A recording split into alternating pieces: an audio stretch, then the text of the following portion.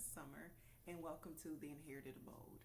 You probably know me or you found me from my profile, The Responsible Sibling, which is on TikTok and Substack. I am the responsible sibling. I want to give you this limited experience explaining how I went from being just a normal, everyday adult living in this world to losing both of my parents in the span of 10 years and having to inherit their home. Now, I want to start off by saying if you've been reading some of the content that I've been putting out, I grew up as an only child. I was in the home as an only child, but I do have a stepbrother.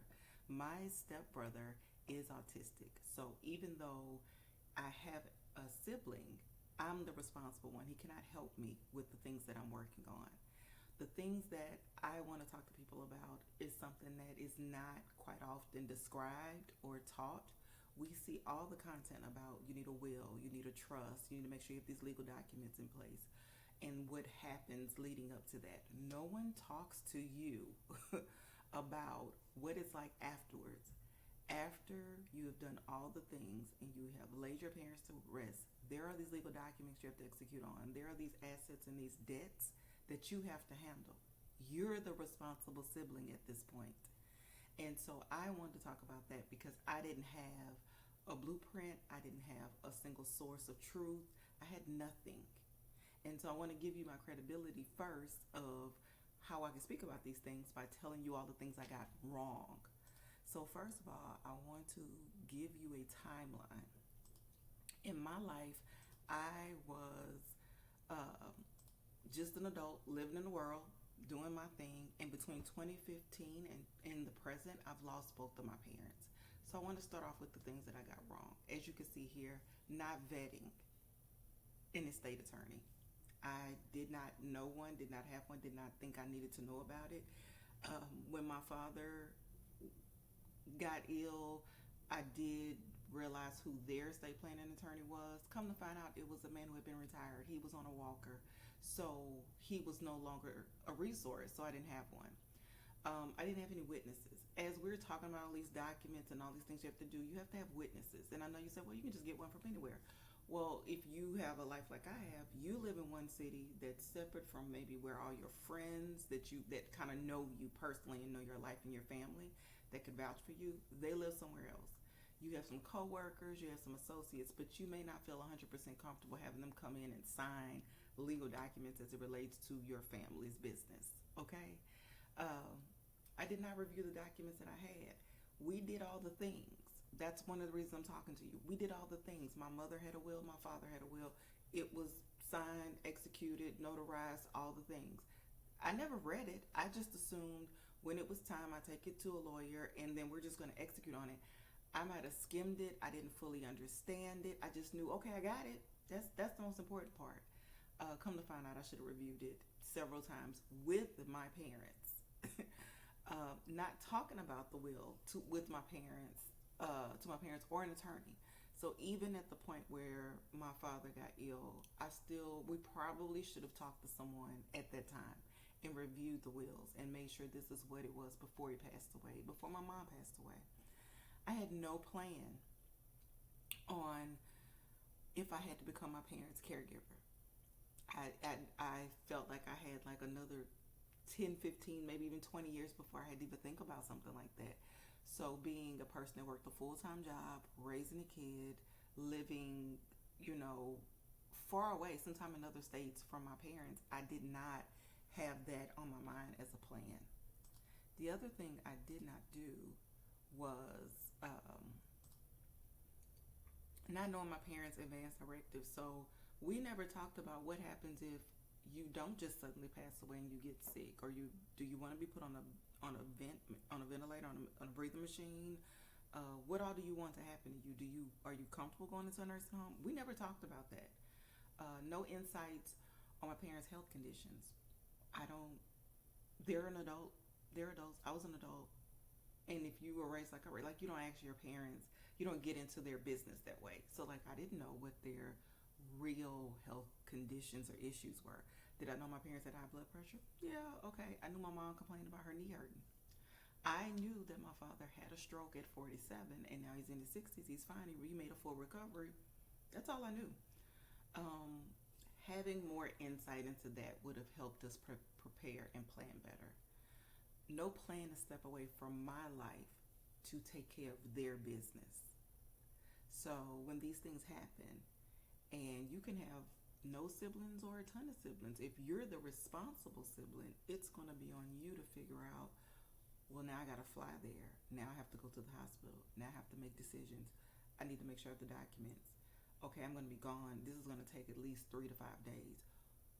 Do I have that time off? Who's going to get my kids to and from school?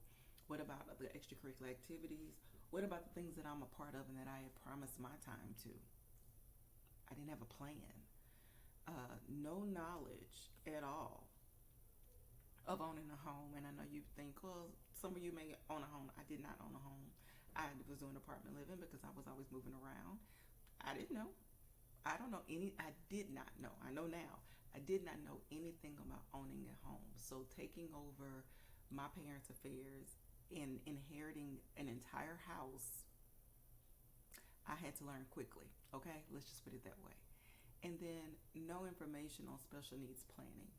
So you would think, if we didn't talk about anything else, we would talk about how to take care of my brother when they pass away. So my brother and I have the same father. We have different mothers. So that brings in another piece of the puzzle that needs to be discussed.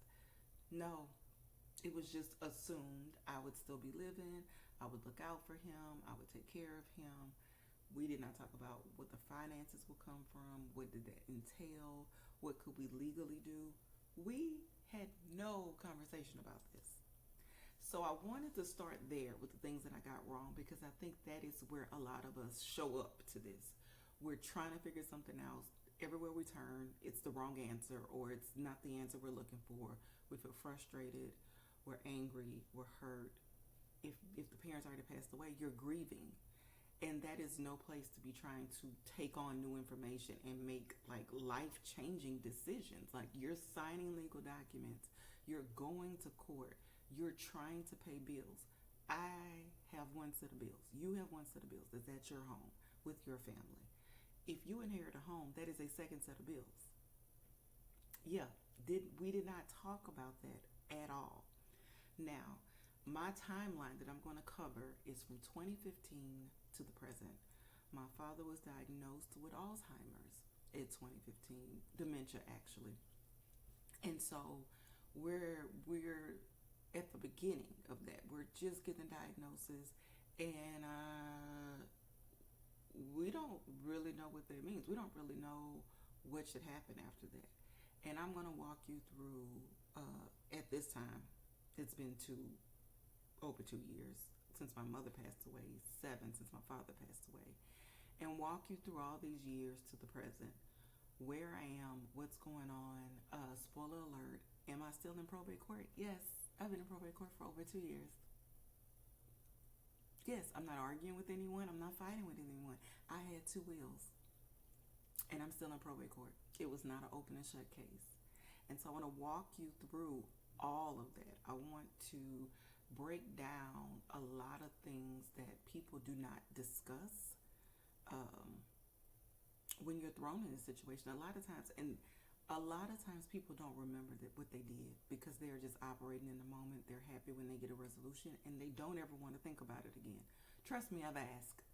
I've asked friends, families, church members, friends of friends, family of friends, associates, people I've run into at the store. I'm like, can any piece of information can help? And that should not be. That should not be the way that we're handling our parents' estate. It's just not. And I just want everyone to know that you're not alone. We have all been through this, or we're going to go through this, whether we want to or not. I think the generation right now would be the elder millennials, the Gen Xers. We're the ones that were raised by the baby boomers. We're the ones that's seeing them starting to retire. We're the ones that are now starting to pay attention to the fact that they're aging. Some of us have our grandparents, some of us don't. So we've got a snippet of how this works. You might have seen your parents scrambling to do some things. You might have been involved in doing some of the things. But we have not been put in the driver's seat and told, hey, Here's the legal documents you have or don't have, and you have to figure this out. So this is just the beginning. We're going to go through all of it. I'm going to tell you everything that I've learned so far. I'm going to tell you everything that I've experienced, the good, the bad, and the ugly. And I hope that I'm able to shed some light and bring insight into your situation. Please have a little notebook. Have your little notes in your apps, in your phones. Take little notes. You never know what you might need. Talk to you soon.